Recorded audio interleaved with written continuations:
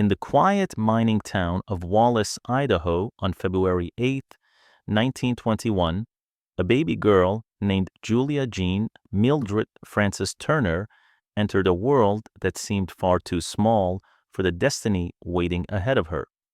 No one could have imagined that this fragile child, born into the harsh reality of the Great Depression, would one day become Lana Turner, a woman whose beauty, tragedy, and fame would carve her name into the very mythology of Hollywood. Her early life was anything but glamorous.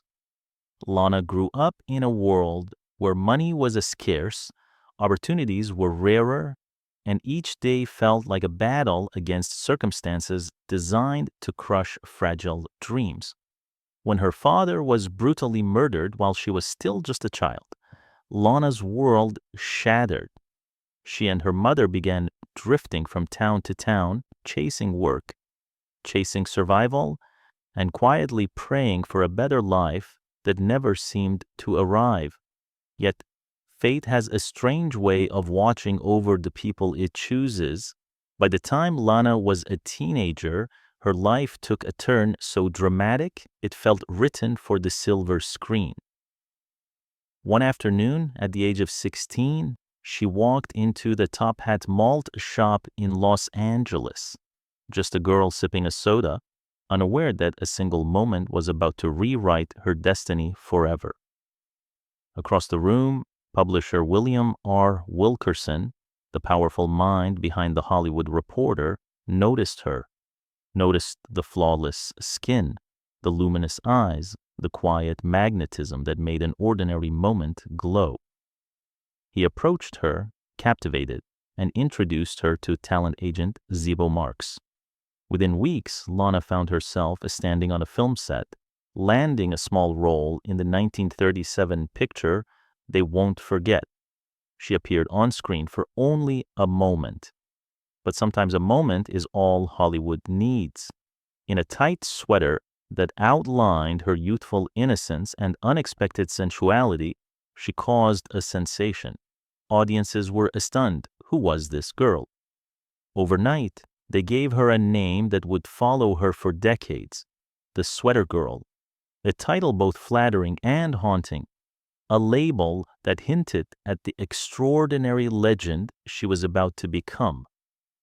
From that moment forward, Lana Turner was no longer a drifting girl from a broken family. She was a rising star, brilliant, unforgettable, and destined for both unimaginable triumph and unimaginable pain. As Lana Turner stepped through the shimmering gates of Hollywood's golden age, it became clear that she was not merely another pretty face wandering through the studio system. She was a force, soft in her appearance, but powerful in her presence. MGM quickly recognized it. Audiences felt it. And within a few short years, Lana Turner transformed from an accidental discovery into one of the studio's most bankable stars. The 1940s and 1950s became the era Lana reigned with breathtaking allure. Her beauty was undeniable. Creamy complexion, lush blonde hair, and eyes that carried both seduction and sadness. But it was her emotional depth that truly separated her from the rest. On a screen, she could be a strong yet fragile, glamorous yet wounded, radiant yet burdened. She had that rare Hollywood duality, the power to enchant and the vulnerability to break your heart. Her films became milestones of classic cinema. Ziegfeld Girl, 1941, Johnny Eager, 1941, The Postman Always Rings Twice, 1946, a performance that burned itself into the audience's memory, The Bad and the Beautiful, 1952, and Peyton Place, 1957, which earned her an Academy Award nomination for Best Actress. Each role seemed to peel back another layer of her soul, inviting the world to see not just Lana Turner, the icon, but Lana Turner, the woman, aching, striving, and searching for something more than fame could ever offer. But behind the dazzling success and elegant gowns, Lana's personal life was weaving a story far more dramatic than any script Hollywood could write. A story filled with love, heartbreak, passion, and a storm so dark they threatened to engulf everything she had built. She married 7 times, each union a new chapter, a new attempt to find a stability and tenderness she had been denied in childhood. Yet each one revealed new wounds and deeper loneliness. Her first marriage at just 19 was a whirlwind, a sudden, intoxicating union with bandleader Artie Shaw in 1940. She married him after knowing him for only a single day, but the romance quickly dissolved. Shaw's sharp intellect became a weapon. His belittling comments, his constant reminders of her lack of formal education. The marriage ended as fast as it began, leaving Lana shaken and afraid of being dominated again. Then came Joseph Stephen Crane in 1942, a businessman, charming, worldly. But on the very brink of their new life together, an embarrassing truth exploded. Crane's previous divorce wasn't final. Their marriage was legally invalid. They annulled it, remarried, and divorced once again, all within 2 years. Yet their greatest legacy was Cheryl Crane, Lana's beloved daughter, a child who would one day stand at the center of a scandal that would shake Hollywood to its foundation. The spotlight made Lana Turner a goddess. But her private world was beginning to bruise, fracture, and quietly fall apart. As the years unfolded, Lana Turner's personal life became a tapestry of longing, heartbreak, and fragile hope, a pattern woven through 7 marriages, each promising refuge, each ending in fragments. Her third marriage, in 1948, was to Bob Topping, the affluent socialite whose name carried wealth, prestige, and the glamour of New York's elite. At that time, Lana stood at the height of her MGM stardom, draped in diamonds, adored by millions, and moving in a world that adored glitter above all else. For a moment, her life with Topping looked like a fairy tale. Lavish parties, endless champagne, and a husband who tried to bathe her in luxury. But luxury cannot silence deeper storms. Topping's drinking grew heavier, his charm unpredictably slipping into chaos. Lana's grueling film schedule clashed with his lifestyle, creating a chasm neither could cross. By 1952, the marriage collapsed under the weight of excess and exhaustion. Still, Lana held her head high, maintaining her image as Hollywood's reigning goddess, even as her heart began to fracture in silence. Then came Lex Barker. Their marriage in 1953 paired 2 of Hollywood's most beautiful faces, Lana, the glamorous icon, and Barker, the rugged actor best known for playing Tarzan.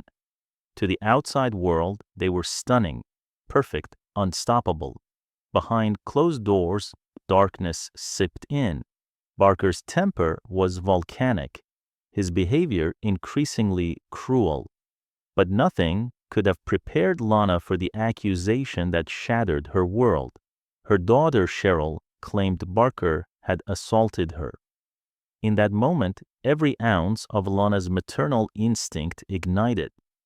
She ended the marriage immediately, refusing to protect her reputation at the cost of her child's safety.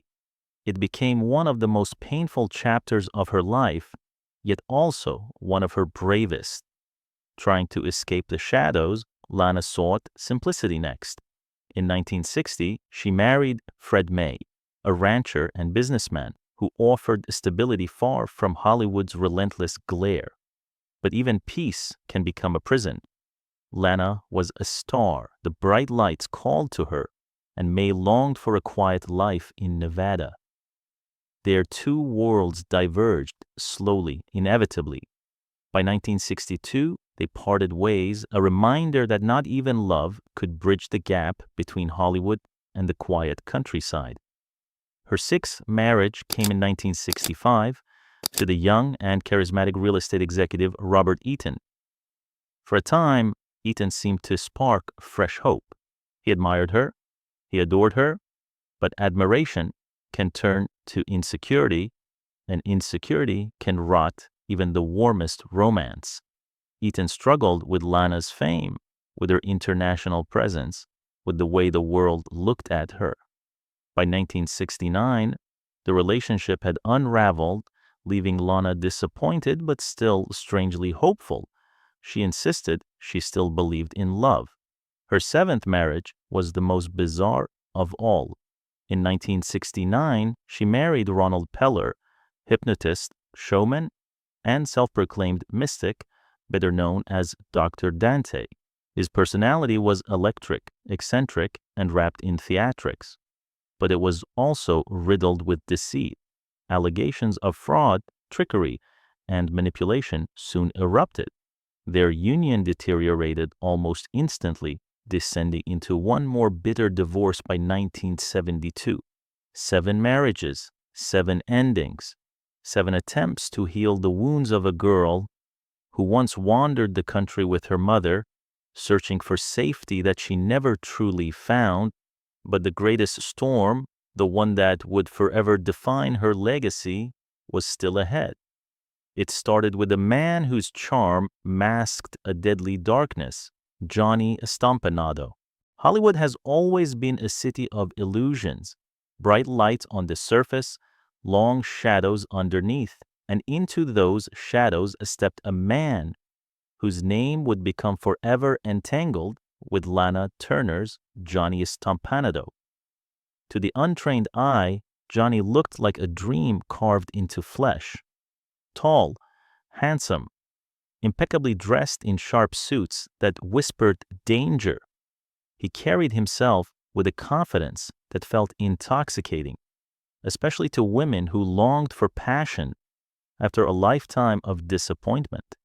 But beneath that polished exterior lived a different man, one molded by violence, tempered by crime, and hardened by years spent serving some of Los Angeles' most notorious mobsters.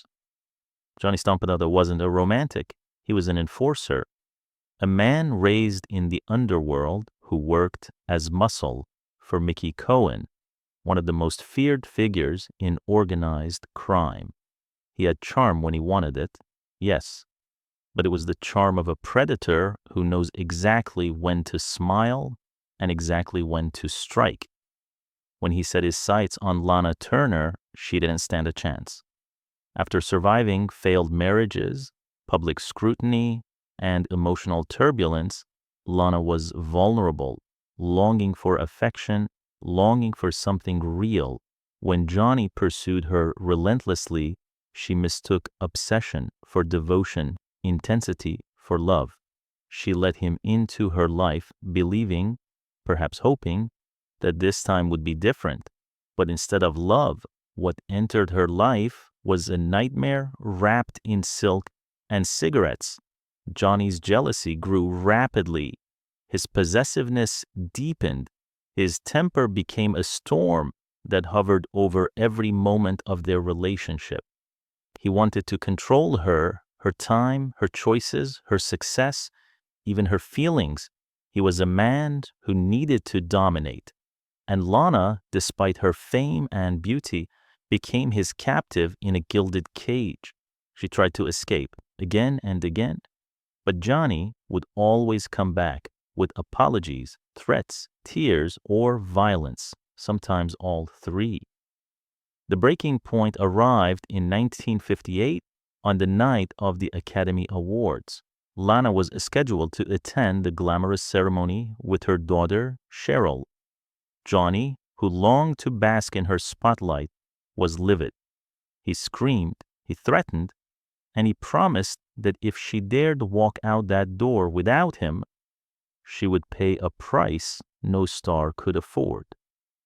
The argument that erupted inside Lana Turner's Beverly Hills home that night would not only leave a man dead, it would become one of the most sensational scandals in Hollywood history.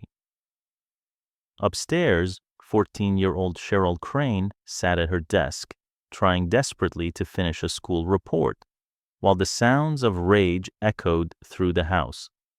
Before walking downstairs earlier, Lana had warned her daughter softly, "Stay in your room, no matter what you hear." But when Cheryl heard Johnny threaten to kill her mother, something inside her snapped.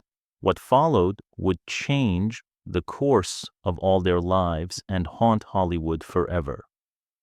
The air inside Lana Turner's Beverly Hills home on that spring night in 1958 felt electric, charged with fear, rage, and the terrible inevitability of something about to break. Downstairs, Johnny Stompanato's voice rose like a storm, violent and unpredictable. Lana, trembling yet defiant, tried to hold her ground, but the venom in Johnny's threats had crossed a line no woman, no mother could ignore. Upstairs, Cheryl Crane's heart pounded as she listened. She was just 14, still a child, still clinging to the fragile pieces of a childhood already marked by the chaos of Hollywood. She had been trying to focus on her homework, trying to obey her mother's warning to stay in her room. But the screams were too loud, too sharp, too terrifying. And then she heard it, Johnny's voice, laced with fury, snarling that he would kill her mother. Fear is a powerful thing, but the fear of losing your mother can turn a child into something unstoppable. Cheryl rushed down the stairs, panic guiding her every step. In the kitchen, her trembling hand closed around a knife. She wasn't thinking, she wasn't planning, she was reacting, pure, desperate instinct. In the living room, she saw Johnny advancing on Lana, something clenched in his hand. Later, many believed it was only a coat hanger, but in that moment, to a terrified girl, it looked like a weapon, a lethal threat. And then, it happened. Cheryl stepped between them. Johnny turned, and with a burst of fear, more powerful than thought, she plunged the blade into his stomach. Johnny staggered back, shock washing over his face. He stared at the knife, stared at Cheryl, as if unable to comprehend the sudden reversal of power. The enforcer, brought down by a child. Within minutes, Johnny Stompanato was dead. What followed wasn't just tragedy, it was spectacle. Hollywood woke up the next morning to headlines that seemed ripped from a noir thriller. Reporters swarmed the Turner home, crowds gathered, rumors exploded like wildfire. They whispered that Lana had killed Johnny herself, that she had forced her daughter to take the blame, that the perfect Hollywood star was hiding the darkest secret imaginable. The truth didn't matter anymore. A scandal did. The case made its way to court, and Lana Turner, usually surrounded by cameras and the scripts, stood on the witness stand, shaking, crying, and fighting to protect her daughter from a world that had turned vicious overnight. Her testimony about Johnny's abuse was emotional, raw, and unforgettable. Some believed every word. Others claimed it was her greatest performance. But the jury saw the truth in Cheryl's terror. They ruled the killing justifiable homicide, a desperate act to save her mother's life. Legally, Cheryl was free. Emotionally, she was anything but. The aftermath became a private hell. Despite being cleared, she was taken directly to juvenile hall. 14 years old, locked away, frightened, and unable to understand how one terrible moment had shattered her world. She spent weeks confined, traumatized, isolated from the mother she had tried to save. And when she was released, the wounds followed her: guilt, confusion, depression, the unbearable weight of being the girl who killed a gangster. In the years ahead, Cheryl would battle addiction, heartbreak, and one devastating suicide attempt before slowly rebuilding her life piece by piece.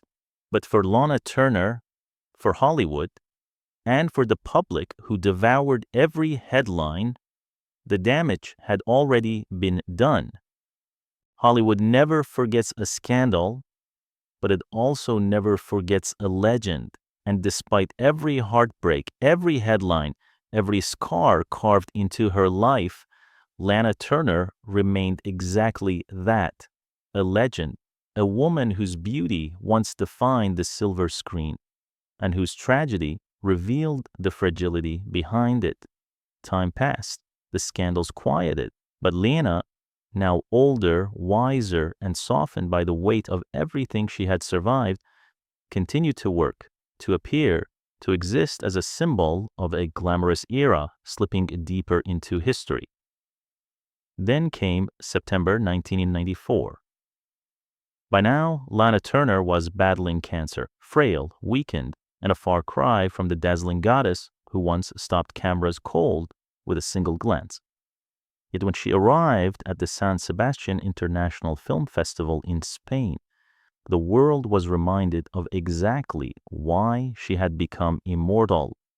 She entered the venue in a wheelchair, but even seated, she radiated the poise, grace, and mystique that MGM had built entire movies around. Her hair, still elegantly styled, her eyes still luminous, her presence still commanding.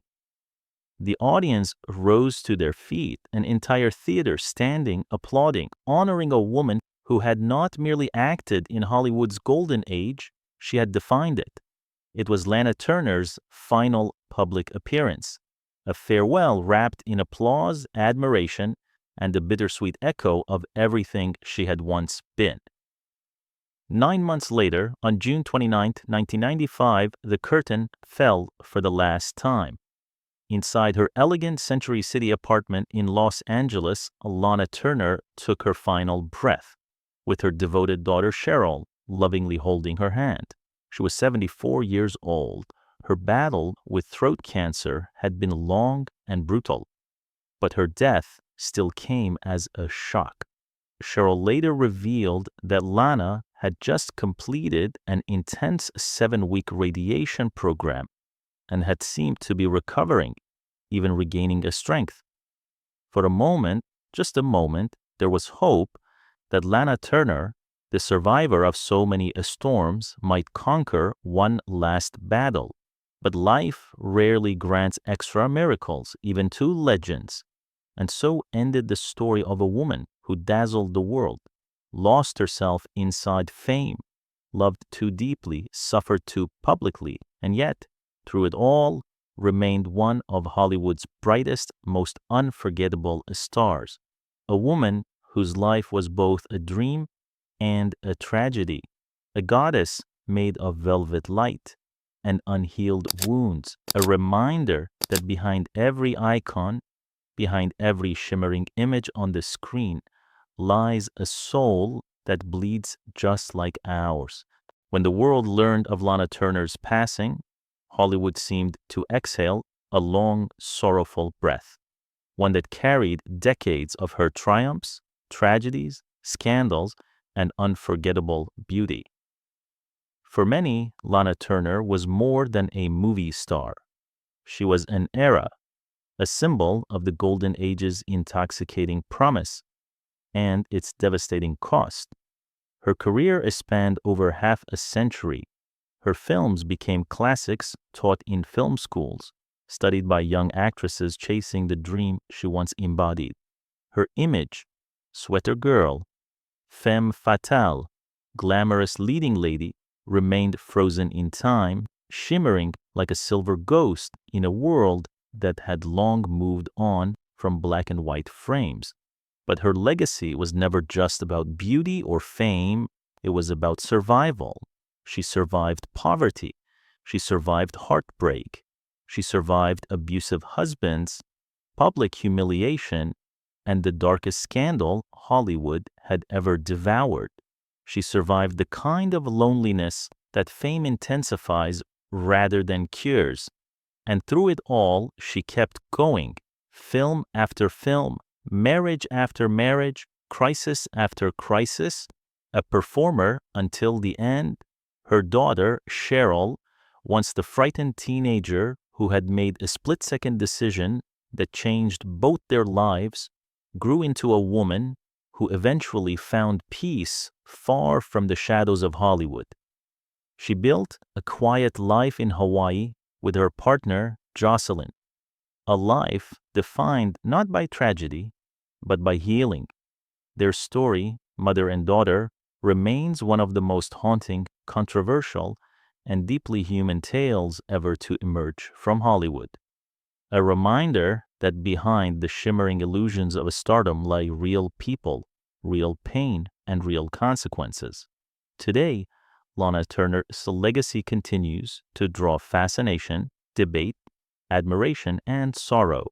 Her films remain glowing on the screens large and small. Her beauty lives on in photographs that captured her best moments before life could touch them. Her story, equal parts dream and nightmare, stands as a cautionary tale wrapped in diamonds and the spotlight. Hollywood creates icons, but life and fate creates the legends, and Lana Turner was both.